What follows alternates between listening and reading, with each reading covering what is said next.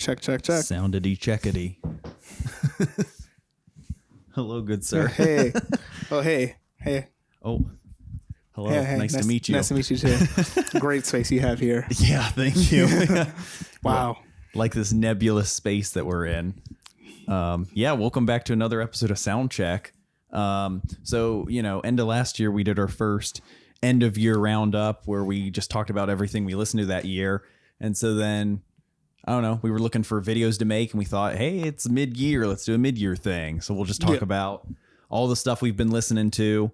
I think I've mostly been listening to metal. I only have Same. I only have like 2 non-metal albums to mention, at least so far. I have some favorite stuff that I'm not going to mention now. I'm going to save for our end of year because I feel like it's probably going to end up in my top 10, album of the year list. Heard. So yeah, I guess we'll just like alternate or something, go back and forth. Yeah, go back and forth and just act natural. Yeah, always. So what I've currently been listening to. Hi, I'm Walter. So it's not necessarily an album yet, but I've really been looking forward to and been consistently putting them on repeat. It was the Zenith passage. Yeah. Yes. Yeah. I was going to mention a bunch of singles that have been coming out that I've been looking forward to for future releases. Yeah. Knocked Loose. God, Knocked Loose. That was actually surprisingly good. Zenith Passage, Rivers of Nihil. Yes. Oh, Dying Fetus and Cannibal Corpse. Oh yeah, Cannibal Corpse did just release a new song a few days ago. And Humanity's Last Breath. A lot of banging sequels. I forgot about them, yeah. A lot of banging sequels. A lot of banging singles and some albums later this year I'm really looking forward to. So so far I've been binging the Datalysium singles, including the ones that they've put out beforehand, and I don't know, man, they just captured that faceless sound really, really well, and I can't stop listening to it. Oh yeah, with Zenith's Passage. Oh yeah, kind of like that mechanical spacey sound, and it's like mechanical spacey, alien, hypnotic, diminished. Yeah, and just amazing a lot of creative ideas too. Yeah, they keep my attention throughout the whole songs. It just kind of zigs and zags and keeps presenting you with new interesting things. Yeah, new interesting riffs, and everything just sounds very clean and heavy and nice. God, staccato as fuck. Yeah. The new single that they just released called Divinertia 2. They had a part that reminded me heavily of Necrophagus. And I remember listening to that, and the intro is really epic. I'm excited to hear the song before it, how it leads into it. Yeah, it's really grand and orchestral, and just has this big chunky riff kind of driving it. And has a fucking huge synth, just drawing out one chord, while everyone else is just kind of just doing this syncopated chug. And eventually there's a halftime part where they start going a lot faster. And that's when it starts getting really Necrophagusy. And then at some point I was like, man, I really want to listen to some Necrophagus. So why don't I just listen to the actual thing instead of just sampling it? But I think after I listened to the actual I guess Onto Their Putrefaction and Epitaph, I was like, man, they really did a lot for the tech death community. It's so much. I forgot how much I loved it. It was like a kid. I felt like a kid, back in my chair with my guitar, just trying to bang out these riffs. Yeah, I've been feeling tech death lately. There's been a lot of good stuff. I agree. Yeah, no, I'm really looking forward to the full release of that album. Yeah, absolutely. Yeah, me too. For me, my first one I got is this band. They're a kind of technical deathcore band I discovered on some YouTube rabbit hole years ago called Bury Thy Kingdom. And interesting. I never heard of them. They really haven't released anything in a good long while, but they finally recently released this EP called Finite Reverie. And I don't know. I just forgot how much I liked them. It was really fun to listen to them again. I just couldn't help but smile while listening to them. They just have these really happy melodies, even though they're this blistering deathcore. they just have like really sweet, sweeping melodies and solos, and just like I don't know. It came out really early in the year, so I think that kind of kicked off me getting back into deathcore and tech death and stuff. I'm just like, oh yeah, I love this. Like this is so fun to listen to. God, like those albums, like those type of albums, when they kind of like fill a space in your heart and you just like kind of put them on like repeat, like, you know, they're doing something really good. Yeah. And like a big shift for me this year, I was telling you about recently, is like for the longest time I've been into like progressive metal, and then like when I venture into kind of heavier, crazier stuff, chaotic stuff, I'll do like mathcore or something. But lately just straight up hardcore has been really doing it for me. Really? Hardcore and death metal, just like back to basics, straight up, just like massive riffs, just straight brutality's really been doing it for kind me. Kind of like more guitar forward and less drum forward. Yeah. 2023, Gotcha. I've just been all about like the breakdown and the gutturals.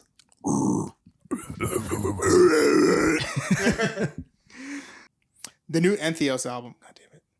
Okay, yeah, I had that on my list for later. Yeah, I didn't latch onto it as much as you did, but I still definitely appreciate it, and it is really good. Technically, it's nuts. There's a lot going on. I'm sorry. I got a few messages. That I thought was very important, but yeah, I latched onto Entheos really, really, really heavily. Like I don't know why. I don't know if it was like a breath of fresh air and like the whole like tech that thing, but it was also like I hear a lot of hip hop influences as far as like how his drumming goes, and I think it really shines out. And like I guess at the time, like that was my workout music, or is my workout music. But I don't know. I think it's a fresher breath air than tech death. Like it's a new flavor. Like of course you got Archspire, which is this like balls to the wall brutality, but then like with Entheos, it's kind of like a little bit more taken back, a little bit more like soulful, a little bit more like avant-garde, but also like with this one, they kind of have like singing and melody with it, and I think was the breath of fresh air that like it kind of needed in the community. They were really good when we saw them live at Soundstage. Yeah, they're so good. I guess we can talk about that one later from your perspective. No, I don't have as much to say about it. Like I did like it listening to it. Yeah, I didn't. Yeah, I was going to bring it up mostly for your sake. I like it, but yeah, I just haven't. I don't know. It hasn't grabbed me quite as much as some other things. It was more like, listen to me. Listen to me. I'm the captain now. I am the captain now. I have a real brief one for this next one. Ooh. And it's one of the few non-metal ones, but Paramore released a new album called This Is Why. And I'm actually really interested in this. I don't know the logistics behind it, but I think I had heard or caught wind that they were mired in legal issues for a good while, and they're finally kind of now over that hurdle. And so this is their first album they've released in a while. And I heard a single or two on the radio, and I'll check them out when they release stuff. It was what it was. It was just good, catchy fun. It even kind of had like some. Is there pop punk, right? Or yeah, I'd say so. Or alternative. Like I only really care for Misery Business, to be honest. Yeah, maybe like alternative pop or alternative rock or something. This one definitely had like a West Coast flavor to it. It was kind of surf rocky with the instrumentals and stuff. I did like that. But yeah, it was good stuff. It was catchy. It was a fun listen. I only listened to it the once, but okay. Yeah, it's an album, new album from this year. So I thought I'd mention it. That actually caught me by surprise because I didn't think like you'd be a Paramore fan. Yeah, there's just, I don't know. If I have nothing new going on, I'll just kind of search the web for some new release and I'll give something a try. That was kind of one of those. I just had nothing else going on. And I was like, yeah, I haven't listened to them since Misery Business. So like, what's going on with them? Yeah, actually, they came by not too long ago. I had a friend named Leon. What's up, Leon? And I think he saw them or like. Oh, that's cool. And I was actually really surprised. I was like, oh, then I guess it kind of makes sense. It's like it doesn't surprise me, but it surprises me. Like for such a happy guy, and such a like insane great like a great guitar player. I didn't think he was gonna be like into Paramore, but like. I guess everyone has like influences everywhere, Yeah, I mean, like, most of what I consume is metal, but I'm like also super diehard into churches. Oh, You know, true. so Yeah, it's you like I told me don't about know, that, yeah. everyone's got some sort of thing like that. Yeah. Like one thing I can't really get behind, as much as I like it's kind of like the backbone of like tech death, like classical music. I can't get behind it. I Classical can't- music? Yeah, I can't sit down and just be like, this is it.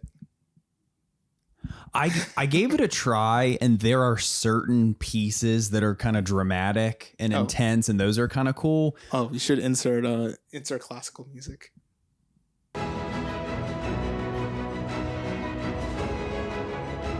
Ah, yes. Uh, Yeah, no, I get it. The other thing for me was it's kind of overwhelming because obviously the composers and whatnot aren't living anymore. And why? it's not just like there's a singular artist that does this work. It's you could have a favorite piece, but then it's performed by different symphonies and orchestras. So not only do you have to find a particular piece you like, you also have to find like who performs it in a way you like. So it's like even kind of you really have to like kind of dig even more than some other types of music. Interesting. Okay. Yeah. I never thought of it like that. Like not only like, because I guess they didn't record music back in the day, but like they had like the sheets, they had the formulas. Yeah, I to guess perform it. I guess in like a really stupid way of describing it. Yeah, it's like, you know, everyone's doing covers of these things. You have to find your favorite cover. Jazz is kind of like the same way. They kind of like have to like, here's like the 4 chords and here you go. And these are their changes. And then everyone has to add like their specific flavor to it. Yeah, jazz is definitely kind of like that. There's all sorts of different people that could, you know, flex on or represent work in a different way. Like, you hear that? Yeah, that's me playing a 2-5-1. Do you like that? Yeah, you did. But yeah, that's actually a really good point. Maybe I just haven't found the right piece to sit down and listen to, you know? Yeah, I think Or haven't found the right flavor of classical music. the only one I can remember off the top of my head is I think there's one called like the Isle of the Dead or something like that. It's about a half hour long.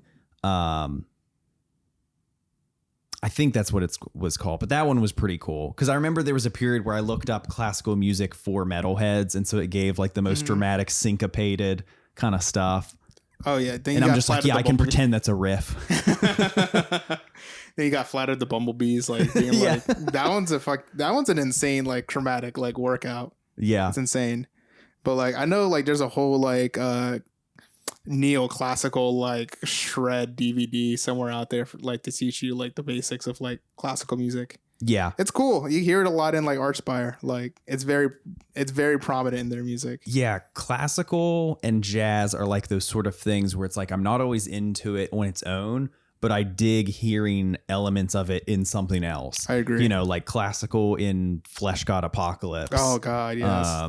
You know, or just like crazy mathy jazz in like Dillinger or some shit. I guess opera too kind of falls in that category because I don't have the attention span to like listen to one giant yelp. I wouldn't say yelp. One giant like voice just like engulfing this room and like reverberating everywhere. Yeah. I don't have the attention span for it. I feel like I would get annoyed. Yeah, I feel like opera is one of the few kind of music types I really haven't delved into or really been interested in it at all. But it's weird because I like it in like Flesh God. Yeah. And I like it in Cradle of Filth. Yeah. So like It's there's cool elements. cool as an element, but not standalone. Yeah. Yeah. Yeah. You got next one? That was a cool tangent. Yeah. Sleep Token. Oh, cool. Yeah, here we Yeah, go. I had this coming up soon. Take Me Back to Eden. That was really cool. Their much anticipated single. So leading up to Take Me Back to Eden, well, I'm going to take this back to when we first saw Sleep Token. Like we both were like just kind of like put off about it. Put off by their music because Yep. we were We're very generous, nice critics. Like almost everything we talk about, we like. But yeah, we were actively haters for Sleep yeah. Token when we saw them live. We just were not vibing with it at all. because like we saw like the whole getup. I like to describe them as R&B Slipknot. Yeah. Like when we first saw them, it was like they had like this whole like showpiece going on. Like No one really knows the members except for a select few people, of course. And like they had like this very like gothy, like I wouldn't say gothy, I would say like kind of like demonic attire where like everyone's painted black, like so you can't tell like their skin color. Everyone had masks. They're all named Vessel 1, 2, Vessel numerical order 1, 2, whatever. And especially with Aka Regia, like that one really caught my attention hard. And that's not a heavy song. It's very much like R&B, like I don't even know how to describe it. And I forgot exactly what Regia is. I think like it melts gold or some shit like that. I decided to like look it up one day. And like kind of seeing like the lyrics kind of having like this like sciencey like part, like sciencey lyrics behind it or whatever, like subatomic particles and shit like that. I don't even know what it was about, but it sounded really beautiful. I think it had to like do with like melting or some shit. I don't know. You know what? Don't even listen to me. Maybe quantum mechanics or something. Yeah. I just thought it was beautiful. And I was like, wow, holy shit. They really took me back with this one. I went through like a weird like boomerang effect with them where it's like, you know, didn't like them from seeing them live. Then all this hype was building up around them, culminating to the release of this album. And so I wasn't expecting to like it, but I tried to go into it with an open mind. And then I think the first song is Chokehold, which I really liked. It's pretty simple, but like right away it was getting in my head. They were catchy. It was kind of just like one riff that just kind of leads the whole song. But yeah, like a catchy chorus. And I was like, okay, maybe this will win me over. And the first half of the album, I was kind of grooving with it. It's like, it's definitely a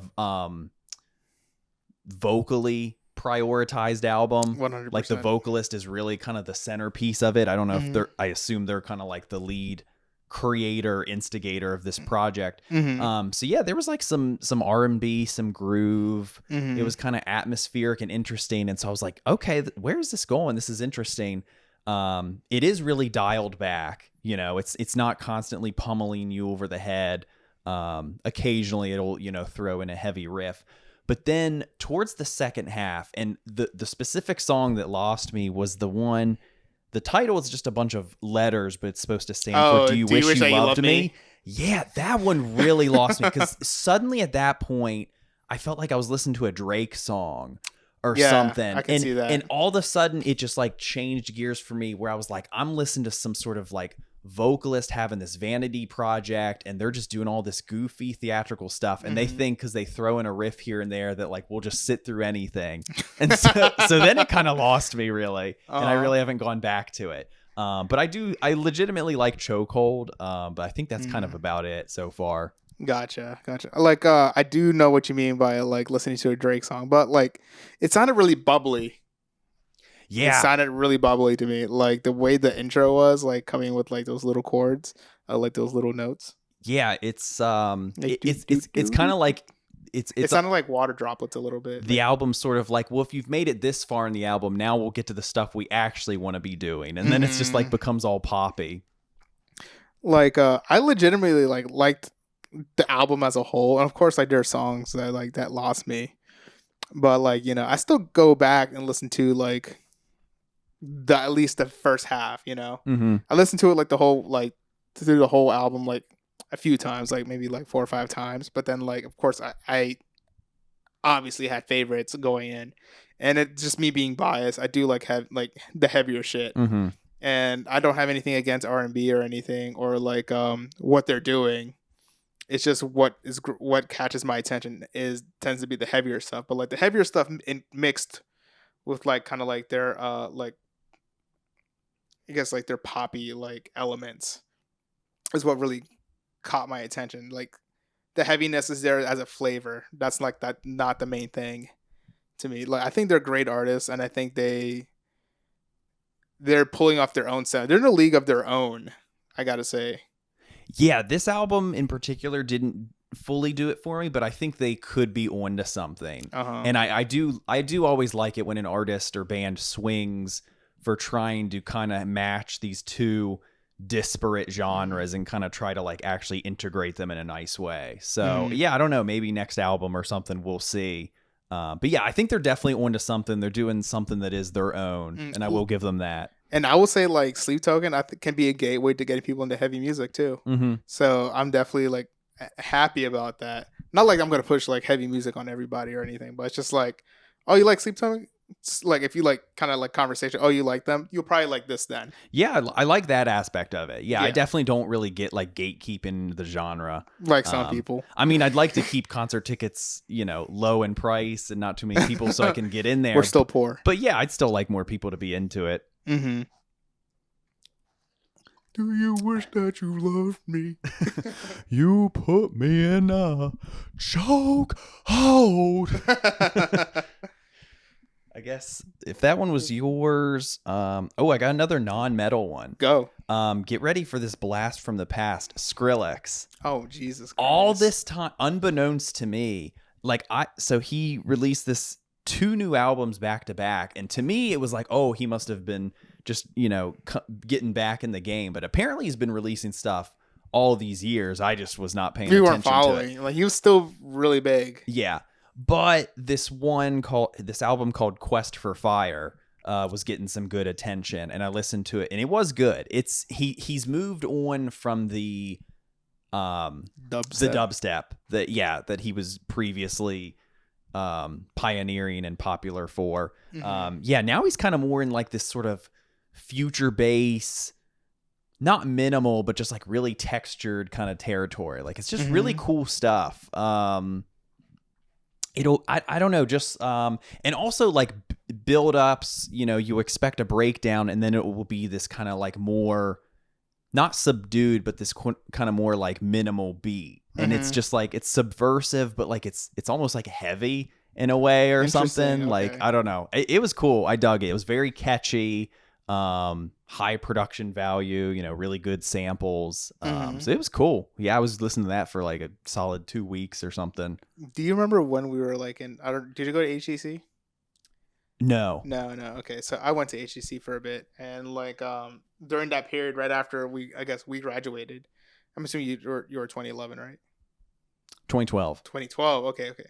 After I graduated, like dubstep was like quickly becoming the ranks, and then like I remember my friend Kendall was like Kendall was like, dude, you gotta listen to this. This song's called something nice sprites. Scary monsters and nice sprites. Yeah. And we put it on the Xbox, and I was listening to it. And I was like, what the fuck is this? But then I was also like, I don't hate it. I'm confused. I was crazy about dubstep I was crazy about dubstep for a period of time. So I was totally into it. Yeah, I was really into Skrillex. Yeah, Scary Monsters and Nice Sprites. That song Cinema. Yeah, Cinema was really good. Stuff. Yeah. That song got a lot of attention. Man, I remember watching so many Modern Warfare 2. Oh my god. No quick scope, no scope, 1v1s, yeah, all that stuff. Yeah, and just hearing those blasting. God. Oh my god, dude. Dude, I never bought the album. I just fucking like torrented all like dubstep. Yeah, LimeWire and all that stuff. Yeah. Oh yeah, 100%. YouTube to MP3. 100%. I still use those sometimes. Yeah. And then FBI don't come for me. And this is filmed at an undisclosed location. Yeah, we're already in a CIA black site, so you can't get us. Here's a knock at the door. But so I think like even listening to actually listening to dubstep kind of opened up more like EDM for me. I definitely am not like I'm definitely out of touch when it comes to EDM. Like my friend Connor tries to show me all what they're listening to, and I'm so out of touch. I can't even like get into it. Like it's a progress to the point where my mind is like I can't comprehend it. I did really get into it for a period of time. Like dubstep was my gateway to trying out straight up electronic, industrial. Mm-hmm. It's an art EDM, form. IDM. Some people don't like that term for intellectual dance music. Shut the fuck up. Are you kidding me? Artists like Aphex Twin and Autechre and stuff, where it's just like very like intricate, polyrhythm, Shut the fuck crazy up. ass beats and stuff. Yeah, it sounds like computers just like glitching out. Like God. I'm blanking on his name, but the one guitarist from Car Bomb, Aphex Twin. Cubic. Yeah, Aphex Grand Twin is Quebec-y. his favorite artist, so he loves putting those little glitchy elements in. Which I don't remember. Oh, at Pews. He does have a side project where he does electronic stuff. I just Really? learned recently. Yeah, I don't remember what it's Interesting. called. I don't remember Core. anything. Pew core. Fuck. Oh my god. I remember like listening to Dead Mouse back in the day. Dead Mouse I never got into. I never I got like into it. House. It was too like boring for me. See, I enjoyed House. Like it was like chill, but it was more than chill. It was just kind of like nice and dancey, like something you can like really, really vibe to, especially when you're under the influence. I think I was overthinking house music at the time. Like I think at that point, yeah, I was just like zeroing in and listening to music and being like, why is this beloved? How is this intricate? When really it's just like, it's just a vibe. You just put it on, it's in the background. Mm-hmm. And then, at that point I wasn't really partaking in substances or anything. I was just chugging Mountain Dew. So yeah. Hell yeah, brother. Like for me, like dubstep was just like an ADHD, like stimulus overload. Like I was just like, what is happening? But I liked it. But like now it's just more than that. Like I don't even know the subcategories when it comes to EDM, dude. Like I remember there's a Connor lot. was telling me like, noise was a crazy one I was trying out for a period of time. That's like noise. That's like the end all be all of experimental music. Just like listening to like just the concept of just anything audible can be music. And so shut up. Crazy stuff. Yeah. So what we're listening to right now is technically music. Yeah. Yeah, minimal stuff like that, or even just like the really harsh noise.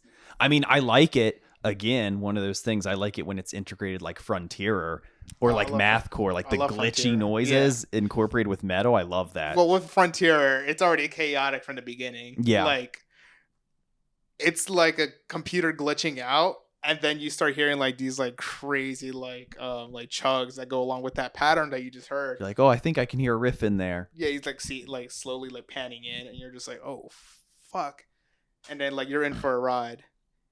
It's kind of like imagine like your computer is like powering down, but against its own will, and eventually like starts like breaking and cracking, and that's what Frontier is. Yeah, except it's pleasant. Absolutely.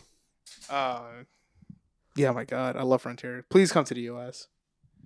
So here's a non-metal one for me. Ooh. So they haven't really been like releasing an album. They've been releasing singles, and it's NewJeans. Okay. K-pop. Been listening to them for a while.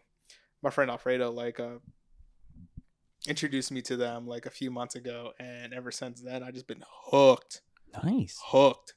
Like it's like kind of like the American element when it comes to like R&B and dance, but like once the Koreans got a hold of it, it's over. It's game over. It's good.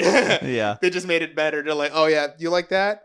All right, give us a few weeks. Yeah, let's tweak it a little. Yeah. And then like adding the whole K-pop choreography to it, it's just like they took this American sound and just like made it better.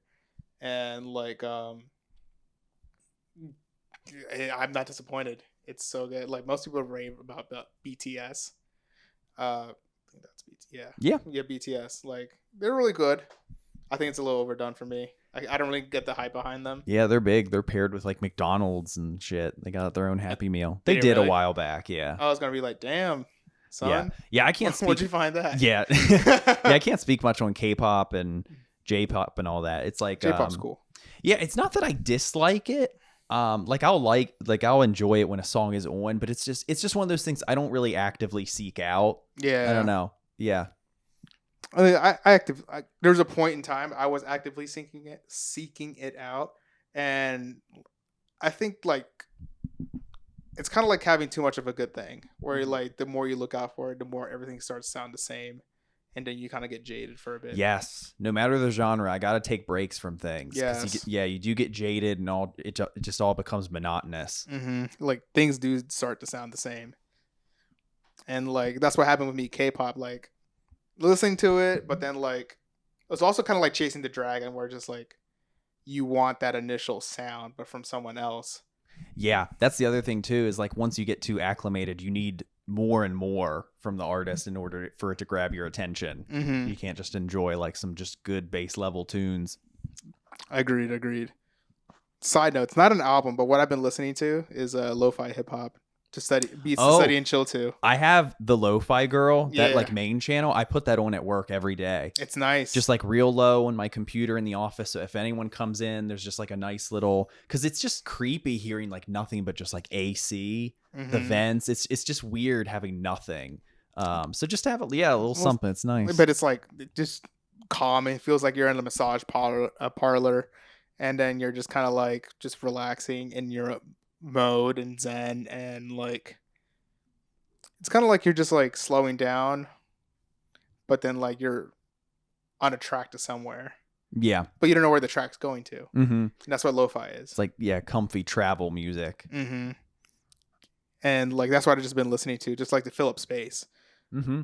That or ASMR kitchen music. Yeah. Like not kitchen music, like ASMR, like kitchen sounds. I hear like knives, you're chopping, you hear like sizzling. It's not really music, but it's just like what's been like auditorily grabbing my attention. Yeah, I get it. There was a period of time I was listening to ambient music for that. I just was like kind of tired of sensory overload. I just needed to kind of like recalibrate my brain. And so I was just listening to really calming sleep wave kind of stuff. It was nice. Oh man, it does wonders. It does wonders.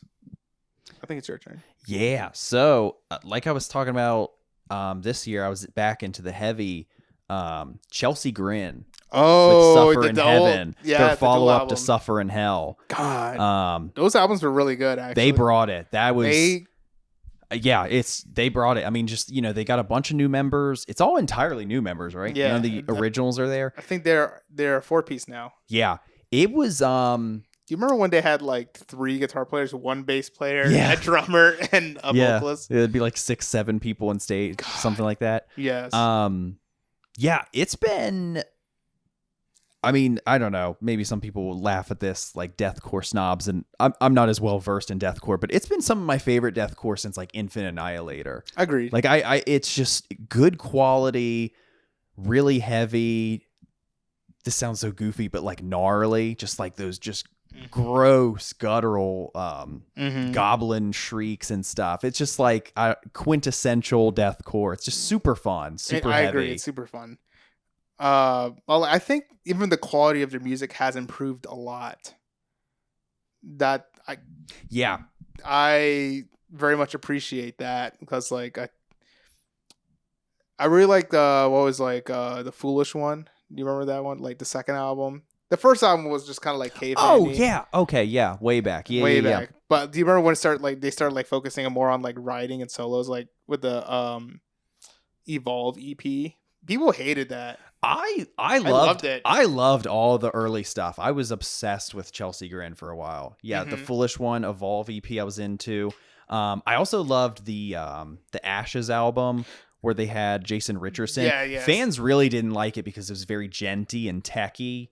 I thought I liked it. I mean, that was the sound for the time. Yeah, all the early stuff I was really into. I kind of fell off. There's some album I fell off on. There was like 1 or 2 albums. I can picture the album covers, but I can't remember what they're called. Maybe you'll look them up here. Okay, yeah, Self-Inflicted and Eternal Nightmare. I don't remember as that much. Was the album I was thinking of. Yeah. Okay, yeah. Eternal Nightmares where I kind of fell off, to be honest.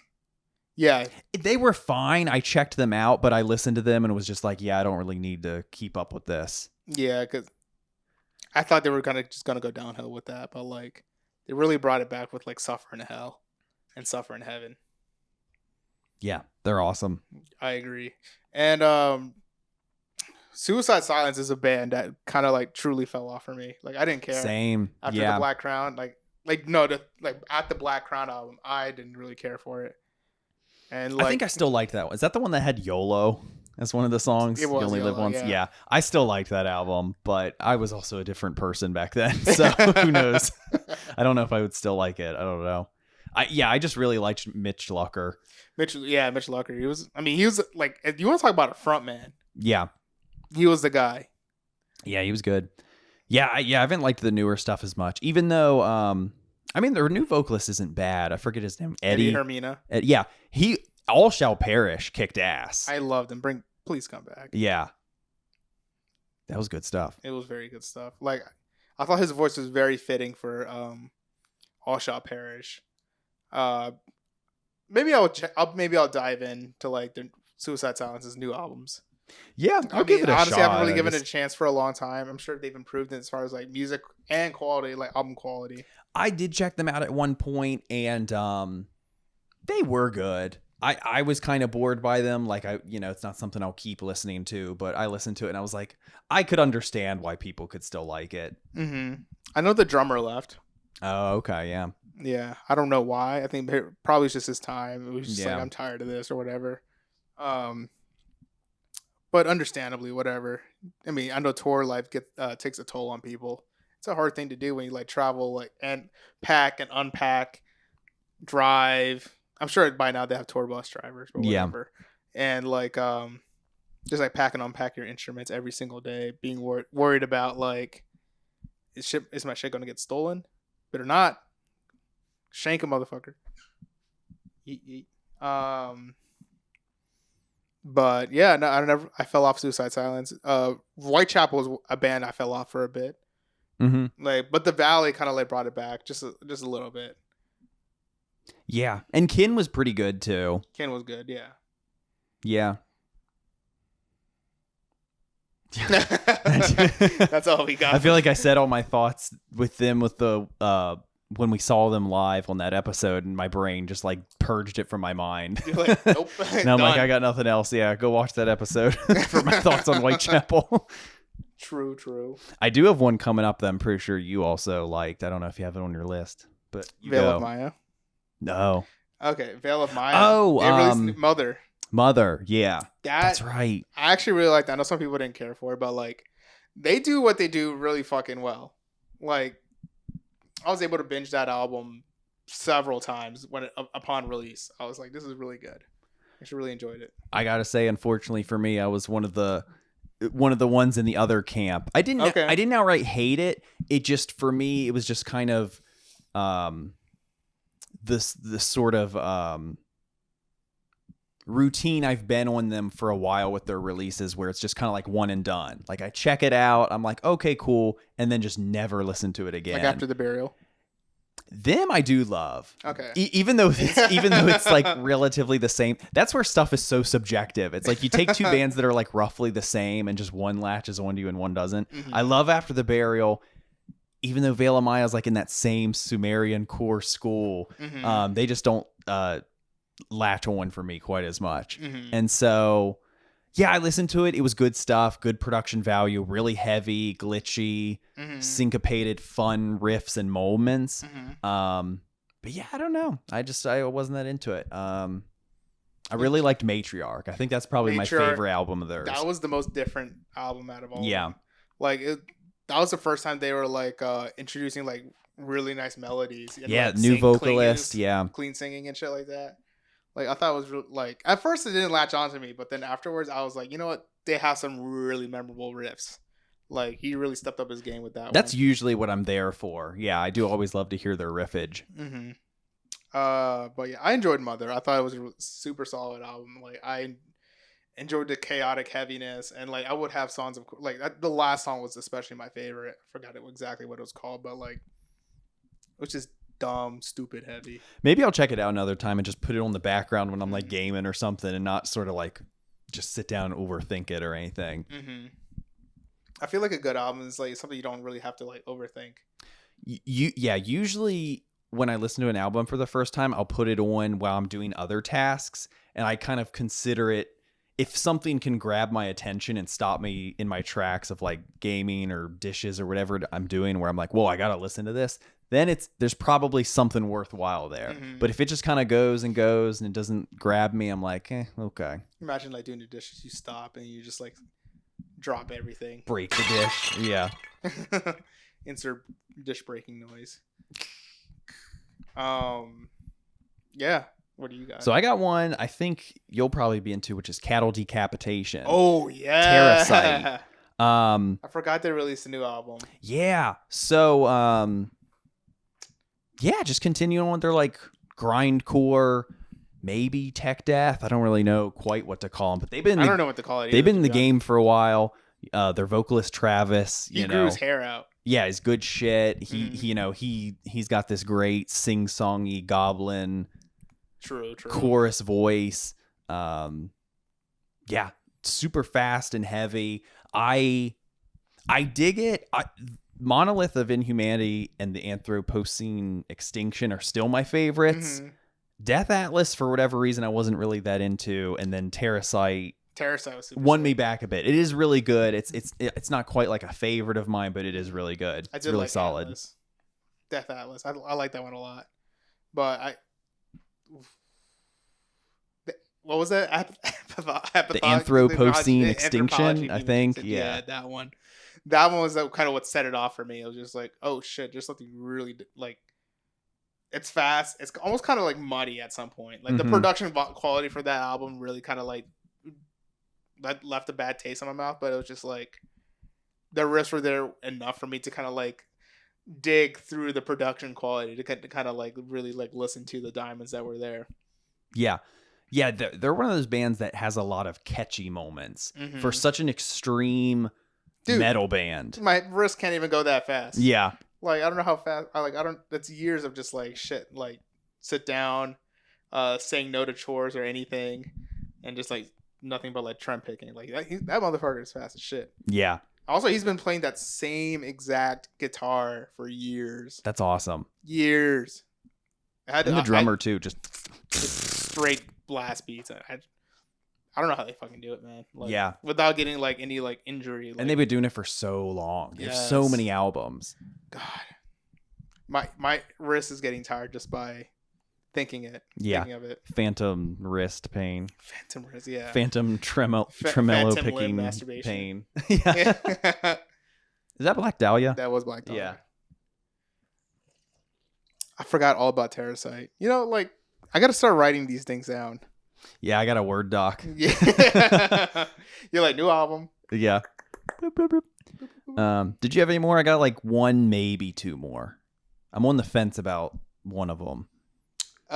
So as much as I like Suicide Boys. Yeah, they were your favorite album last year. They were my favorite album last year. And like they did make it onto this list as far as like album of the years so far. Like I gotta say, like not that I was underwhelmed. I was underwhelmed. Yeah. Like there's nothing really particular that kind of like grabbed my attention. Something about like I forget last year's album. I forgot exactly what his name was. I'll look it up later. But like it didn't really have that like same. I guess that kind of comes to me like Chasing the Dragon. It's something different. It didn't really have that like that same memorabilia, like that same like heart put into their albums. Like the Yin Yang tapes, I didn't really like. And nothing really like latched on to me. I wasn't like particularly like hating on a song or like hating on like anything. I just felt like it was kind of like monotoned. I have no frame of reference. I have no clue because I don't really listen to them or know with these albums. But just from what you're describing, it sounds like it could just be like uninspired. They're just kind of pumping stuff out. They got to get a new tour cycle ready, new merch and album cycle. So they just kind of maybe just pumped something out. I don't know. Yeah, they probably did. And what they usually pump out like usually is really good. But like this one didn't really like catch my attention. But doesn't mean I'm not gonna like listen to the next thing that I put out, you know? Yeah. But to me, it just wasn't really. It was uninspiring. Sorry. Still love y'all though. Yeah, I got. Okay. Your turn. I got. That's all I really had to say for that album. I got the Acacia strain. Oh. They did a dual album release, Step Into the Light and Failure Will Follow. I haven't listened to them. You haven't? Failure to Follow, yes, I did listen to that. Oh, okay. Well, they're not favorites for me. They were good. They were competent. They're, still good old Acacia string. They were heavy and stuff. But yeah, I listened to Step Into the Light and just, nothing latched on to me. Didn't think much of it. Failure Will Follow also wasn't like my favorite experience ever, but I was a little more interested in it because that's the one where it's only 3 songs, but they're crazy long. And so that was like a little more interesting to me where, if that's a territory they want to head into of like making these longer compositions and just trying to like challenge themselves, kind of, you know, like stretch out this 20-minute song. You know, how do you fill it and keep the listener's attention? So that one was a little more interesting to me. There's just kind of like more dark ambient and like just kind of random like spoken word parts and stuff. So yeah, I don't know. That was kind of changing things up a little. It was a little interesting. Nice. I know. So I believe in Coma Witch. Yeah, they have like that very last song is like you really got to like scroll forward. Yeah, several. It's very long. It's like a half hour, I think, or something. So they're not strangers to that. But like with that song, like it felt like when the song ended, I thought my iPhone wasn't on repeat. So I was like, why the fuck is anything playing? It's been like 3 minutes. And then I looked at it and it's like, oh, it's still going. Is there something wrong? So I paused it and then like put on like a YouTube video to see if there was anything wrong with like my audio. Everything was fine. And I scrolled back a song and it was still fine. And then I looked at the number where I was like, oh, it's like a 30-minute song. So I had to like find to like where it'll pick up began. Again. Yeah. But it was just animal noises. It was like forest noises, I believe. Yeah. And I still, to this day, I still haven't listened to the whole thing. Yeah. It's a hard, like, sometimes, like, music is kind of like, you gotta, like, be willing to sit through some shit. I know. I might have gotten through it once or twice. But yeah, it wasn't necessarily like an enjoyable listen, really. Yeah, it definitely has periods like that where it's like you get busy with something else and you're like, is this still even playing? Yeah. Like, you forget what you were doing. I forgot about those 2 releases. Damn. So that was basically my last one. I've got one more that I was on the fence about, and I think I will mention it. So the reason I was on the fence was because it's a favorite band. And so I really thought, kind of like with Suicide Boys, I really thought I was going to save this for my top 10 album of the year, but it hasn't been doing much for me. And so I thought maybe if I don't bring it up and I have the rest of the year to kind of get into it, but I think I'll just go ahead and bring it up as is. The Ocean Collective with Holocene. It's an album that conceptually I like more than I like enjoy listening to it. So they've been doing a series for a while of albums that are about like geological epochs of time or like, you know, periods of time. There was like Phanerozoic, Precambrian. And so this is the final one. So they're kind of ending that series. And so this is like the period of time where like humanity kind of comes up. And so it's more of an electronic album. Oh, okay. It's more inspired. Like one of the members of the band even has kind of like the Car Bomb guy has side project. Actually has a companion album to Holocene that's like completely instrumental, electronic and ambient. And I didn't listen to the full thing, but so it's cool. When I listen to it, I do enjoy it, but it's just not a banger. And it doesn't need to be. Not every album has to be like that. And this has happened to me before with favorite artists where I go in expecting one thing, receive a different thing, but then over time I learn to just love it for what it is.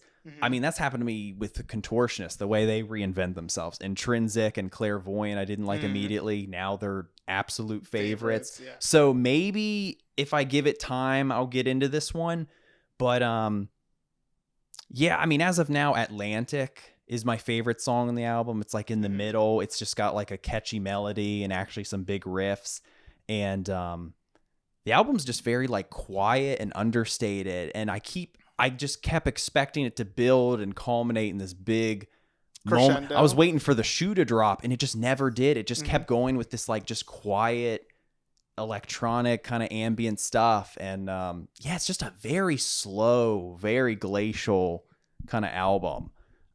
Interesting. Yeah. That's underwhelming. What do you think? Do you think he's like, you got to listen to both albums to really appreciate it? Maybe. Or just, and I mean, also, they just kind of, they're trying something new. Yeah, they do what they want to do. And when we saw them live. Yeah, they're making what they want to make. So, when we saw them live, it was awesome. Yeah. It was like them and Leprous. Yeah. God. I know. Since that show, I was listening to Leprous a bunch. Do you remember like the comment I said is like, wow, everyone here really just got off of work. Yeah. Like I think that was the age group where I was like looking at the crowd and I was like, we are in like mid-30s age group now. Yeah. We're hanging around those people now. But I know what you mean by like the Ocean Collective. Just, well, not them specifically, but like it's jarring in a way. Mm-hmm. Yeah, they've been a favorite. They'll still be a favorite. Mm-hmm. And I still enjoy the album. I do like it, kind of like we were talking about with like ambient and ASMR stuff. It is a chill album. It is really nice. Mm-hmm. I'm sure it's pleasing.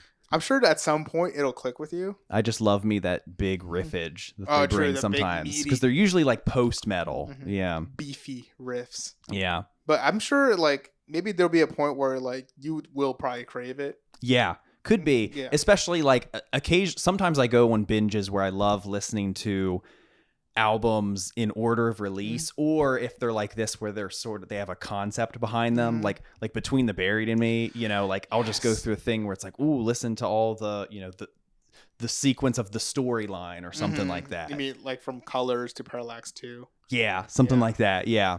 A comment on that I still can't get over how amazing that album was the second time around. Yeah, that was awesome.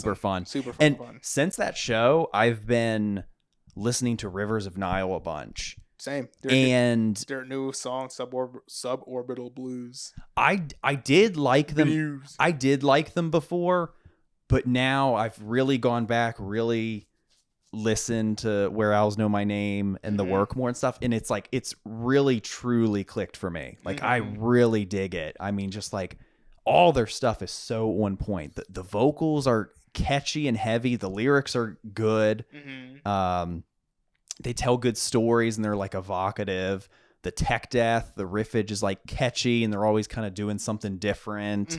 The saxophone and their melodies and their big moments. It's solid. God, like the work right now has been like what I've been binging the most.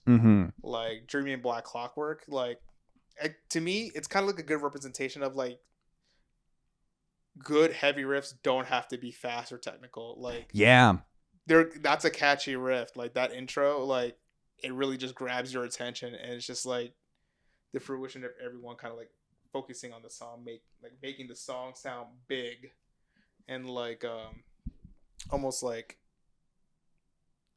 audible reality. Yeah, the end of Where Owls Know My Name, it's beautiful. I forget if it's the song Where Owls Know My Name or the second to last song. Capricorn, that one. I forget which one, but there's one where there's a riff that follows throughout the whole song, and it's not like super fast or intricate, but it's so stuck in my head. It's just like bow bow bow bow. It's so good. It's huge. It sounds huge. Like they really do know how to capture like a catchy riff. They just have great like beefy song structure. I also went back. I had never listened to it before. I went back and listened to Monarchy. I love Monarchy. And their first album. And those, I don't believe they introduced like the saxophone yet, or as much of the not to my knowledge, kind of the softer melodies. It's more like straight tech death. And it's interesting. They really just like have a knack for coming up with a variety of good catchy riffs. It's just kind of constantly throwing new things at you. Like I think even the song Monarchy or whatever like really took me back to like Sun Eater. Like I was kind of thinking that too. After listening to that album, I did re-listen to like 2 songs of Sun Eater. I was like this shit fucks, dude. It's so good. Job for a Cowboy, please come back. I don't know. I thought I heard a rumor they were working on a new album, but I feel like that's been forever now. Like Necrophagus will drop their 3rd album. God, I hope we'll see what happens. I'm not pressed on it, but Job for a Cowboy has their own sound. 100%. Like I remember like listening to their self-titled back in the day, and like them ending on Sun Eater. Great album to fucking end on, dude. Yeah, absolutely. And my last one is just this one artist named Poh Hok. So Poh Hok is a solo artist, and I forgot the band that I was introduced to him by. Native Construct. That's the band. They released something new, or this guy's from them? No. Sorry, I was still stuck on Poh Hok. Okay. That Native Construct was where I was introduced to Poh Hok. Oh, okay. Basically, just like single YouTube guitarist now, releases his own albums. But he released an album sorry, go on your tangent first. No, I didn't have anything. I went. Was this guy from Native Construct, or they just had a similar sound? Native Construct, like that. He was the main writer for Native Construct. Oh, okay, gotcha. Okay, Do you remember them? I do. Yeah. I remember it was kind of like bizarre. They released an album. It was pretty, critically well received, and they went on a tour and then just didn't anymore. Yeah. I always thought that was kind of strange and wondered what happened to them. It was kind of almost like fairy tale, in a way, mixed with metal. Yeah. Very very much Berkeley music. Yeah. It felt like, I felt like I was watching a student give their capstone theater performance or something. Yes. Very theatrical. There we go. And shit, I should drink some water too. So this person, lead of Native Construct, and now they're back doing their own work. So he has always been producing music for YouTube or for his own project or whatever. But he released a 5-song EP or whatever, and the song that he released, Fragile Space, from the EP, Gallimaufry. I guess that's how you say it. It's very much theatrical. Kind of has that Native Construct sound. Okay. Yeah, I'd definitely be down to check that out again. I remember the one Native Construct song I really loved was something with the Archon, one of their first singles, and that really caught my attention.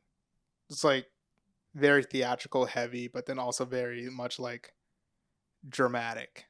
On top of being theatrical, it's kind of where the singer was kind of the forefront of the album, but we all know everyone's up front, but tastefully. Mm-hmm. That's all. Very similar to that, there was a YouTube comment recently that recommended me Slice the Cake.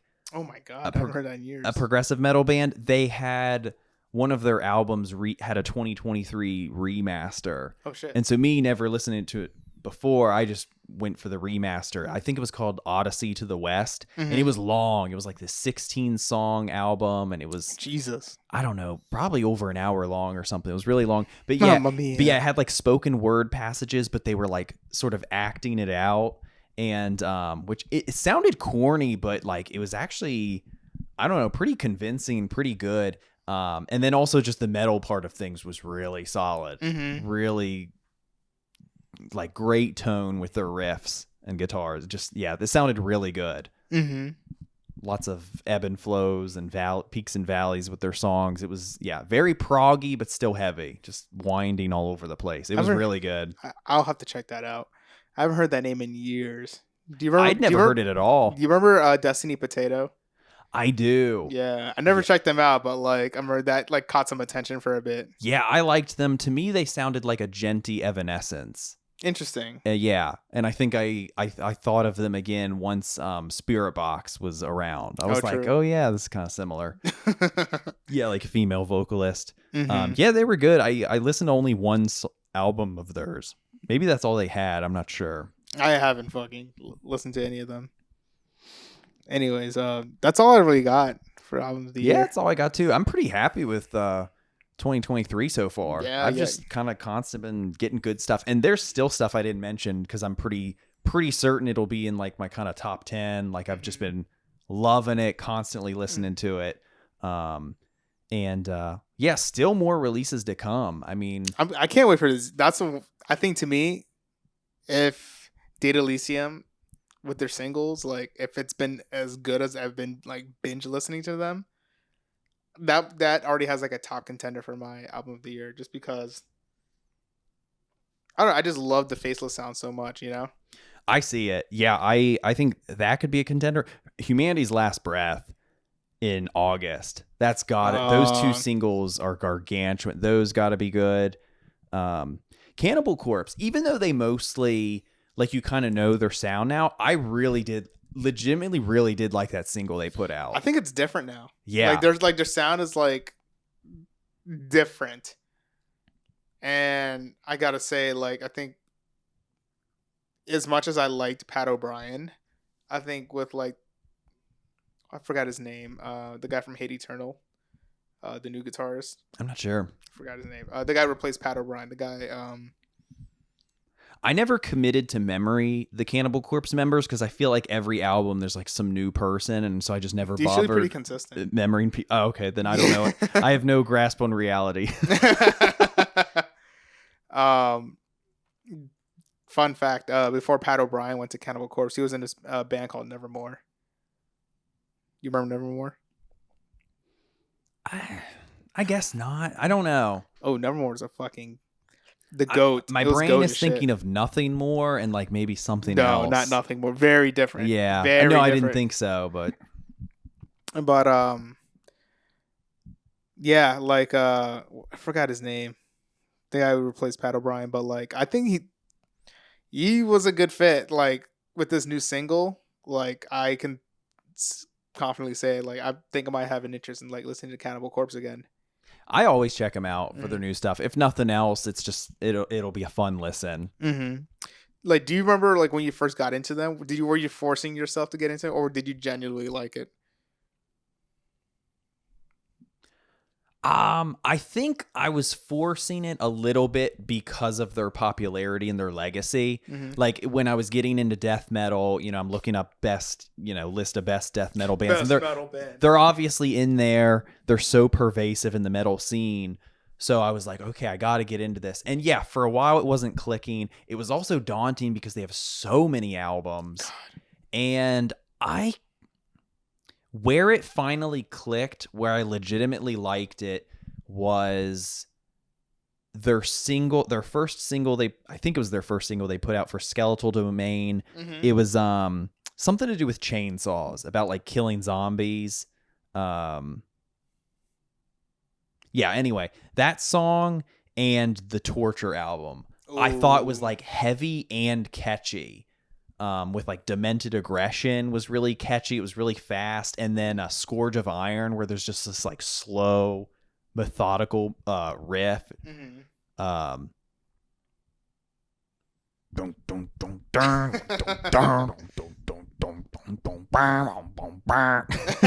Like so different from their like blistering speed they normally do. Okay. But yeah, those legitimately got me, and then from there I was pretty much into I haven't been as much into their early stuff. That's really hard to get through. Yeah, it just, I don't know, the production. Tomb of Mutilation, that was a hard production to get through. Yeah, the production value and everything was just so rough around the edges for me. God. Yeah, it's more of their recent stuff that's like, cuts through a little clear. I've been more into. Mm-hmm. Maybe from like Torture onward.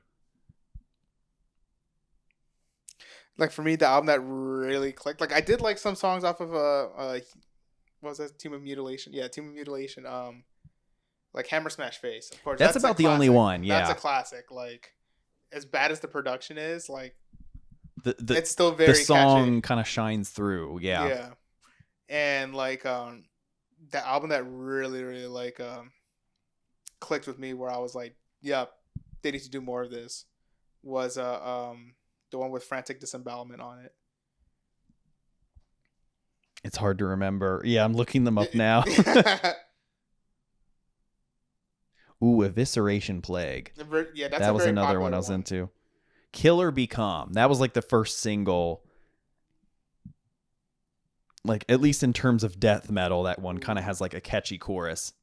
Okay, so they have a new album coming out called Chaos Horrific. Yes. I'm really excited. And that's what the single came from. Yeah, I'm looking forward to that. The Wretched Spawn, the 2004 album. That's the album that really like caught my attention. That's everything was like super tech deathy, but like fast, and they'll never play it live. Why won't you play it live? Oh, and Kill. Kill was very good. I love Kill. You know, it's funny. Like, you remember like that point in time where they were banned from Germany? I don't know if they're still banned. Could be. Probably. They're banned from Disney, obviously. You think? Yeah. Oh, what's with Cannibal Corpse? And it took me like this many years old for me to realize Cannibal Corpse is just another word for zombie. Yeah.